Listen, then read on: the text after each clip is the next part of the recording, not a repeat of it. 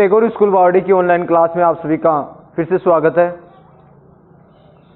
सभी स्टूडेंट्स को good morning. आज की जो हमारी ऑनलाइन क्लास है उसमें हम अम्ल वर्षा के बारे में अध्ययन करेंगे। बेटा आज का जो हमारा टॉपिक है वो है अम्ल वर्षा। इसके बारे में आपको थोड़ा कल बता दिया था, यानी पहले की जो हमारी जो क्लास थी उसमें हमने अम्ल वर्षा के बारे में अध्ययन कर लिया था, ठीक है ना। अम्ल वर्षा के बारे में हमने क्या पढ़ा, उसमें हमने पढ़ा कि मुख्यतः जो वर्षा का जल होता है वो शुद्ध होता है, लेकिन यदि इसमें किसी पर विभिन्न प्रकार के प्रदूषक मिल जाते हैं तो उस स्थिति में वर्षा के जल का पीएच का मान क्या हो जाता है, कम हो जाता है। और वर्षा के जल का पीएच का मान कम होना यानी कम होने पर कौन सी वर्षा हो जाती है, अम्लीय वर्षा हो जाती है। कौन सी वर्षा हो जाती है, अम्लीय वर्षा, जिसके बारे में हम अध्ययन कर रहे हैं, ठीक है ना। तो हमने कल परिभाषा देख ली थी अम्लीय वर्षा की।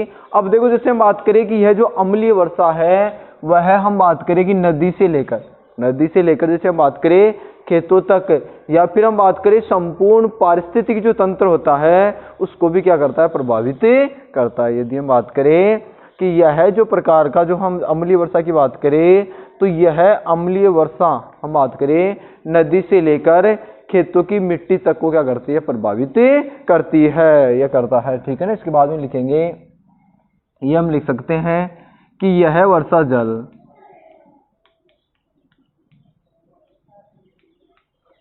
नदी नालों को यानी समुद्रों को भी क्या करता है, प्रभावित करता है, ठीक है ना। तो इसके बाद में यह वर्षा जल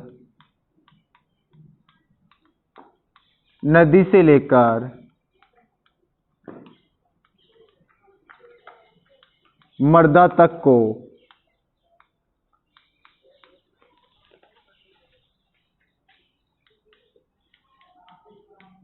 प्रभावित करता है,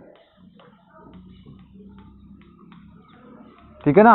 ये मिट्टी को भी प्रभावित करता है, इसके साथ साथ हम बात करें नदी को का जो जल होता है उसको भी प्रभावित करता है, ठीक है।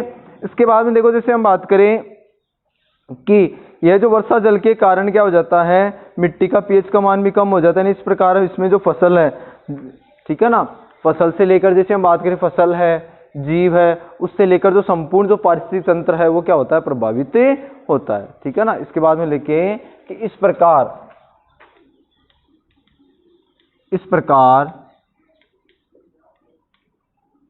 फसल जीव किसके अंतर्गत आ गए, कहने का मतलब जैसे नदी का जो पानी है उसमें जीव जंतु पाए जाते हैं, ठीक है ना, अन्य प्रकार से जीव होते हैं। इस प्रकार फसल जीव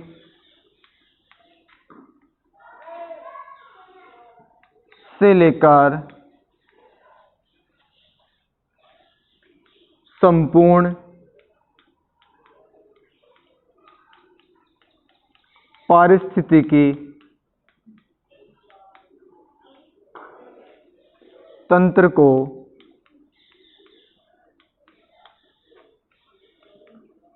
प्रभावित करता है,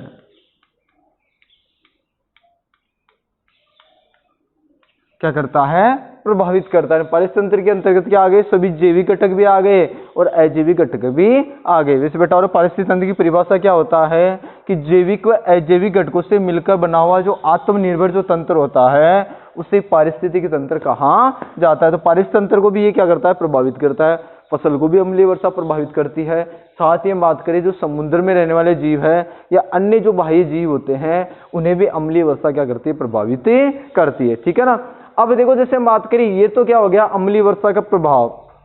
वैसे परीक्षा में ऐसे आ जाएगी अम्लीय वर्षा क्या है, इसके दुष्प्रभाव क्या है। तो अम्लीय वर्षा तो हम ये लिखेंगे कि मुख्यतः वर्षा जल का पीएच या वर्षा जल होता है वो शुद्ध जल होता है, लेकिन प्रदूषकों के कारण यदि इसका पीएच का मान कम हो जाता है तो उस स्थिति में वह वर्षा अम्लीय वर्षा कहलाती है। ये तो अम्लीय वर्षा की परिभाषा हो गई। इसके बाद में इसका प्रभाव की यदि हम बात करें, दुष्प्रभाव हम लिखेंगे कि यह वर्षा जल होता है वो नदी से लेकर मृदा तक को क्या करता है, प्रभावित करता है।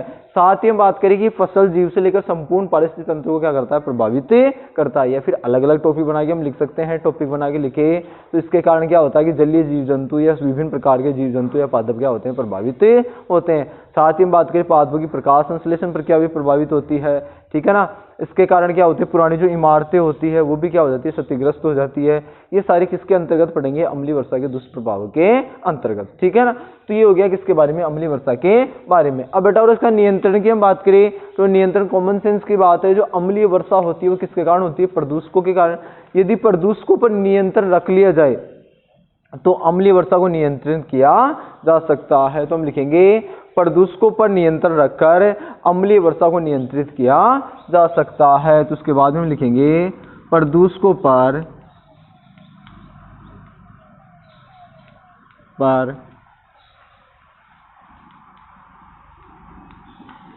नियंत्रण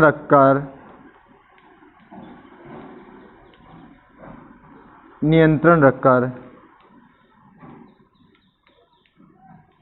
अम्लीय वर्षा को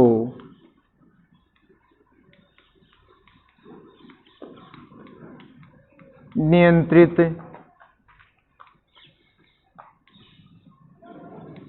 किया जा सकता है।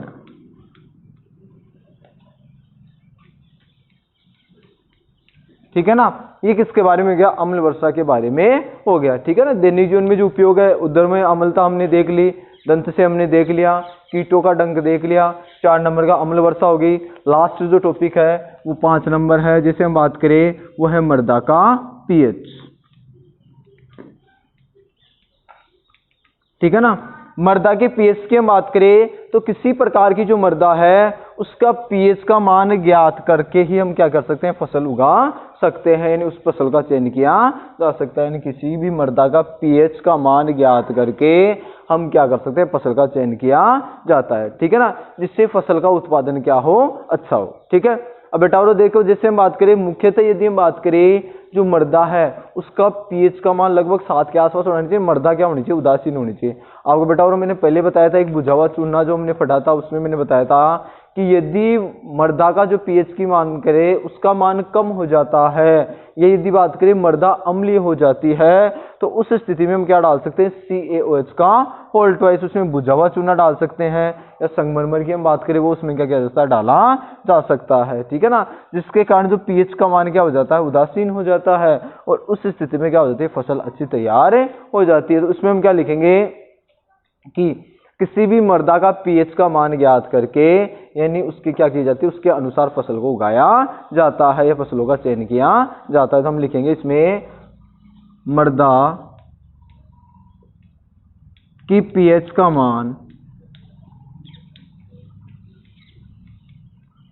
मान ज्ञात करके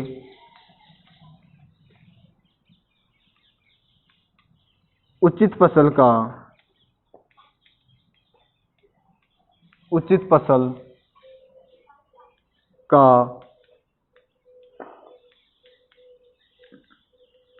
चयन किया जाता है,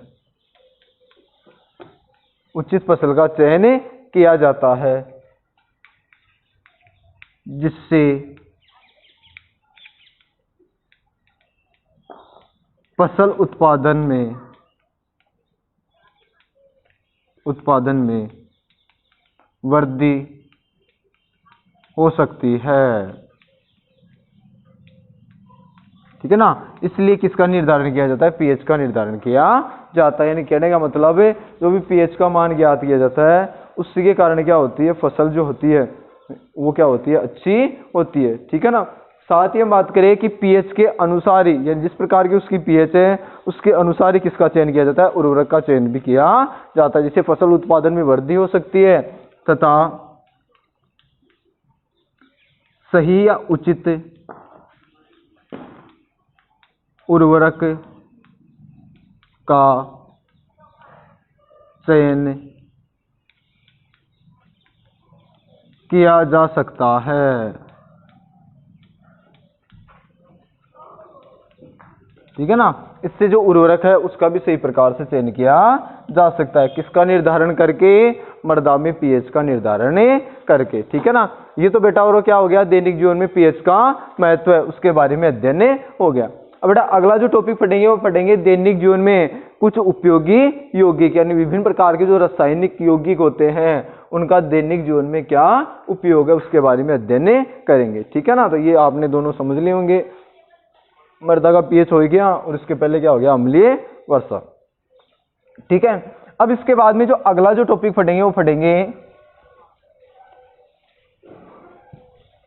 अगला लिखेंगे बेटा, क्या लिखेंगे कि दैनिक जीवन में कुछ उपयोगी यौगिक। नया जो टॉपिक है वो है हमारा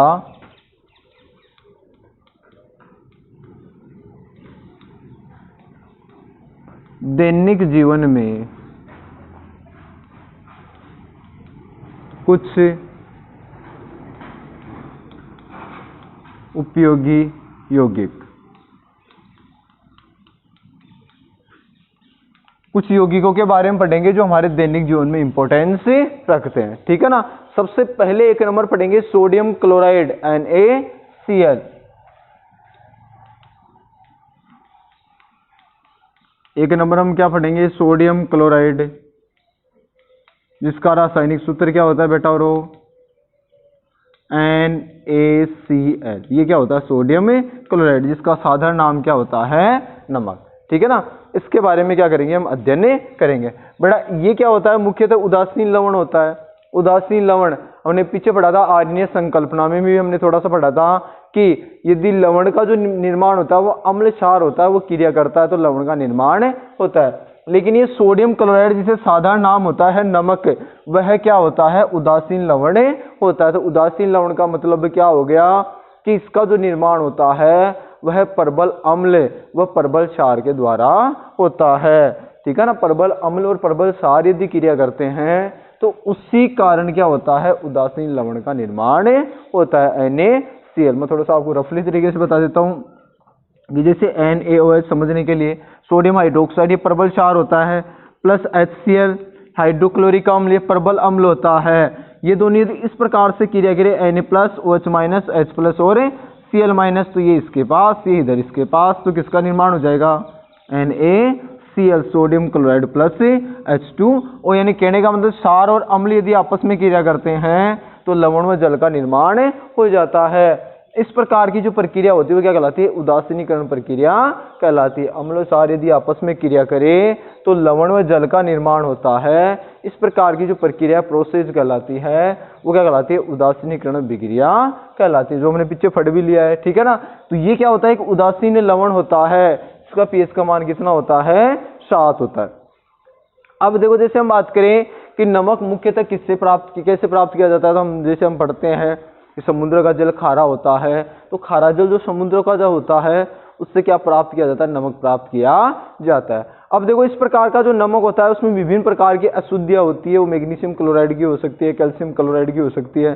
ठीक है ना, ये सारी जो अशुद्धियां उसमें क्या होती है, उपस्थित होती है। अब देखो इस प्रकार की जो अशुद्धियां होती है उसको ठीक करने के लिए या इस प्रकार की जो अशुद्धियां होती है उनको हटाने के लिए क्या किया जाता है, इसमें से क्या की जाती है, हाइड्रोजन क्लोराइड गैस क्या की जाती है, प्रवाहित की जाती है। कौन सी गैस प्रवाहित की जाती है, हाइड्रोजन क्लोराइड। ठीक है ना, इस हाइड्रोजन क्लोराइड गैस को प्रवाहित करने के कारण शुद्ध नमक प्राप्त हो जाता है। तो ये सारी जो चीजें पढ़ेंगे वो पढ़ेंगे अगली क्लास में। आज के लिए इतना ही।